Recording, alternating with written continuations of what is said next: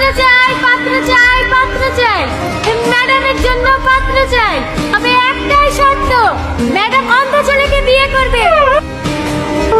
এক চোখ কানা হলেও হবে না, আবছা দেখতে পেলেও হবে না, দুই চোখ অন্ধ হতে হবে এবং বয়স 20 থেকে 25-এর মধ্যে হতে হবে।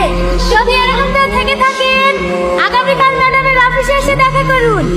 ওখানেই ম্যাডাম তার যোগ্য পাত্রকে বেছে নেবেন। পাত্র চাই, পাত্র চাই, পাত্র চাই।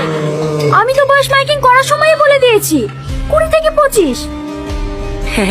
হ্যাঁ, আমার বয়স এরকমই হবে। না খেয়ে খেয়ে বুড়ি হয়ে গেছি। হ্যাঁ, আপনাকে বিকেলে চকচকে হয়ে যাবো। কষ্ট বললে ভালো মন্দ খেতে পাবো না। কি সহ্য করবে? এ সালমা, একে যা। ঠিক আছে ম্যাম, চলেন। কেন মা, বিয়ে করবে না? না, আর শোন,